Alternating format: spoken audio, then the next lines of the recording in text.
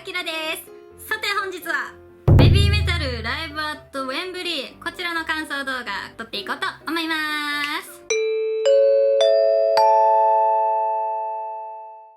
でも皆さん、先に謝らせてください。ライブの内容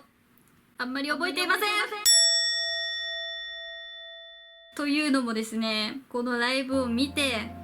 なんかいろいろ衝撃が走り、私の中でちょっといろいろ思うことがあり、でそれでめちゃくちゃ涙して、あんまり内容覚えてないんですよ。いつもならね、楽しみつつ分析していこうって感じで、いつもなら冷静にできるんですけど、なぜだか今回のウェンブリーに関してはなんかその分析する頭がなんかどっかにポンって吹っ飛んでっちゃって、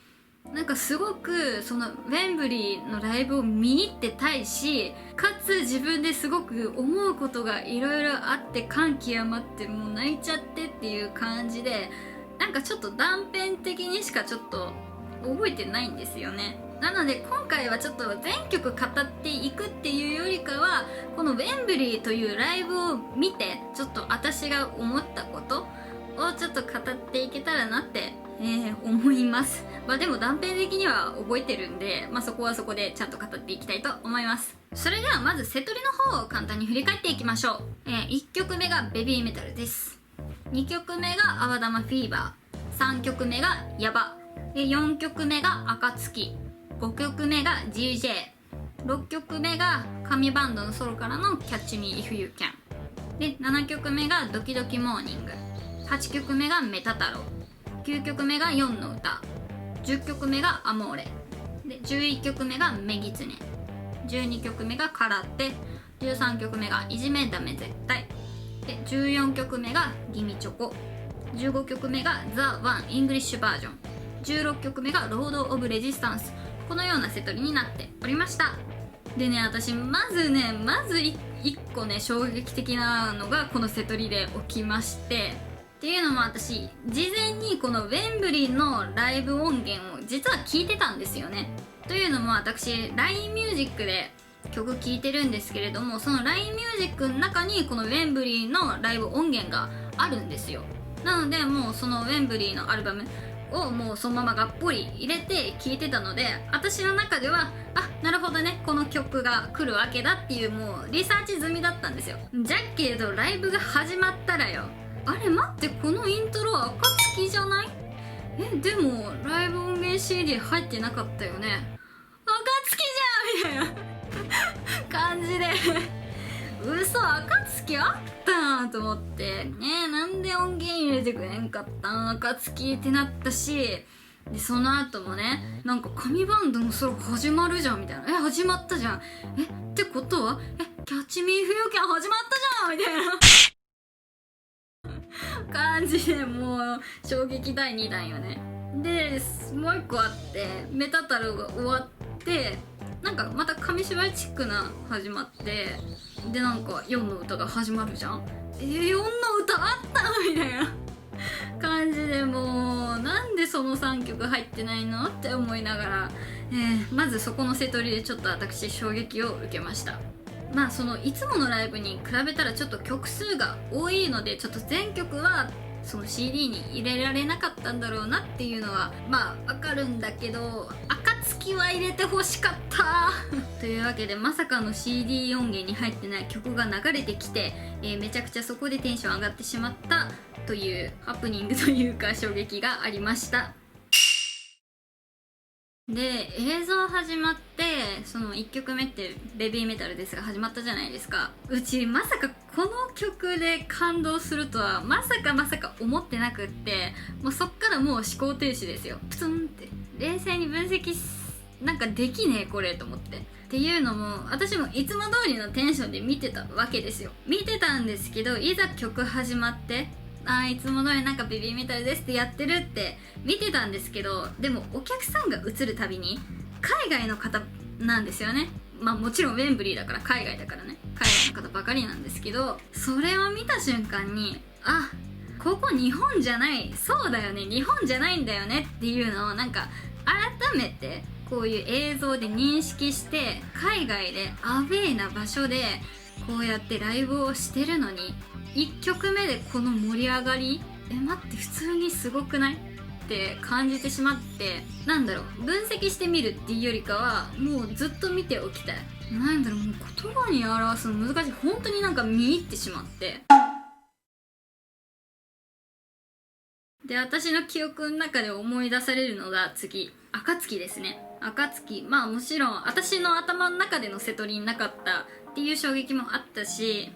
最初スー様が歌って、でイントロが始まってスー様が暁だーって叫ぶじゃないですか。叫んだ後に先端のステージから紙バンドのいるステージの方に向かって走っていったんですよね。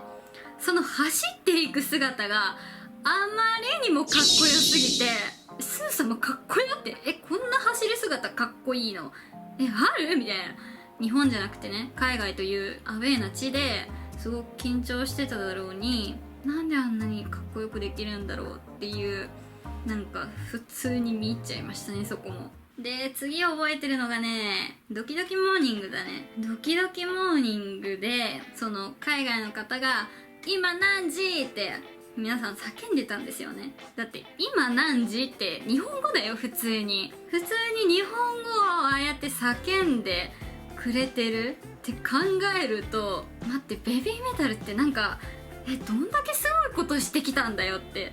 思って。だってその海外の方も母国語じゃないわけじゃないですか。その海外の方にとっては外国語だから、その外国語を叫ばせてしまうベビーメタルって何もんって思ってきてしまって、でまたそっからも可愛いな可愛いなって思いながら、見てたんですけれども、あれだね、4の歌でウェンブリーでもなんかチーム分けみたいな感じのしてたんですね。ライトサイドって言って走ってって、せーのシッシッシッシッシッってやってて、ウェンブリーでもやってたんだと思って、いやーそこかわいいって思いながら本当にずーっと見入っちゃって、でね、もうあとちょっと覚えてるとしたらもう終盤になるんですけども、終盤のザ・ワン、ロード・オブ・レジスタンスになるんですけれども、そのザ・ワンの時にその海外の方が日本国旗だけじゃなくていろんな国のね国旗をこう掲げていたんですよね。そこでなんか世界の皆さんもベビーメタルのザ・ワンを聞いて一つになろうって思ってくださってるのかなって思うと、なんかやばいよね。そこで泣けてくるよね。なんか今思い出しただけでも泣きそうで、しかも当時日本でライブビューイングをされてたのかな。その様子がそのスクリーン、後ろのスクリーンの方にも映し出されてて、日本のメイトさんとこの海外のメイトさんが今こういう映像で一つになっとるって考えると、もう本当にあそこで涙止まらなくなってきて今思い出しただけでもやばいねこれ喋れるかな。もうそのスクリーンに映る日本のメイトさん、そして海外のメイトさん、そして国旗を上げているメイトさんを見ると、なんかベビーメタルだけじゃなくてベビーメタルを支えてる人やファンの方を含めて本当に一つになろうっていう感じがなんかすごく伝わってきて、やばい泣きそうそこでね、このザ・ワンで本当に音楽って人と人をつないでくれるものなんだって、そこでなんかすごく実感しまして、よくね、他の人からの言葉で音楽は人と人をつなぐとかいろんな、文だったり言葉だったりって聞いてきたんですけど、このウェンブリーのザ・ワンの曲でそれをベビーメタルが実際に音楽は人と人をつなぐよっていうのを映像で音楽で残してくれて、そこでやっと実感できたなって。音楽があれば言葉の壁はいらないし、音楽は本当に人をつなぐんだっていうのをそこで実感できて、でもその後も全然涙止まらなくなって、ロード・オブ・レジスタンス始まってもなんかもうそのザ・ワンを聞いた時点でそうやって音楽は人と人をつなぐっていうことを証明してくれてありがとうって、ベビーメタルに対しての感謝の気持ちがすごく強くなってって、ベビーメタルに出会えて本当に良かったって。もう本当にロード・オブ・レジスタンス涙であんまり映像覚えてないんですけど、でそのライブ映像が終わった後も私しばらくずっと涙止まらなくって、で本当にベビーメタル好きになってよかった好きになってよかったっていうのがどんどん溢れ出してきたし、でそんな中なんか同じ日本人として生まれてよかったなって、スー様と一緒の広島に生まれ育ってなんかほんとよかったなって、なんかいろいろよかったなって、好きになって同じ国に生まれてよかったなって考えると本当に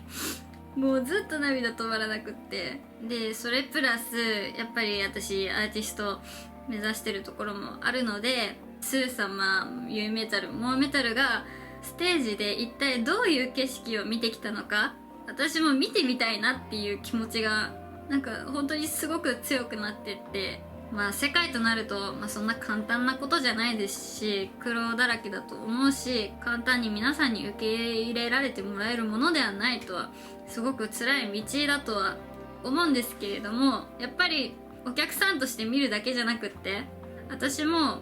ステージに立つ者としてベビーメタルの3人がどんな景色を見てきたのか、それを私は見てみたいっていう思いがすごく強くなりました。私の今の環境では、思う存分ちょっと音楽をできない部分があったりはするんですけれども、ベビーメタルと一緒のステージに立てるように日々努力していこうって思いました。だからこうやって今夢を追い続けられるのもベビーメタルのおかげでもありますし、本当にベビーメタルには感謝しかありません。コロナの関係で思うように活動できない部分もあると思いますが、今とても苦しい状況だとは思いますが、また次会える日まで楽しみにしています。ずっとこれからもベビーメタルを応援します。もう今も感極まって泣きそうになるしさ、もうなんか話がまとまったのかわからんのんじゃけどさ大丈夫かなこれでね、このウェンブリーのライブを見てからの5月13日に発売されたライブアットフォーラム、このねデロをね買っとけばよかったってめちゃくちゃ今後悔してます。やっぱ日本で行われるライブの空気感と海外で行われるライブの空気感って今回見て全く違うもんだなって実感したので、もちろん国内のライブの DVD を買うのはもちろんなんですけど、やっぱり海外でもどういう風な演出をしてどういう風な空気感の中でライブをしてるのかっていうのを見る必要あるなと思って、今でも買えるんじゃけどもうなんて買わんかったんこんちくしょうって感じですね。あれもこれも買いたいって言ったらお金かかるしね、もう大変だって。それで言ったらさ、レジェンド S もね私早く見たいよ、前から言いよるけど、レジェンド S も気になるし、もうフォーラムも気になるし、とりあえずこの動画を、まとめるといたしますと、ベビーメタル大好きになってよかった、ありがとう。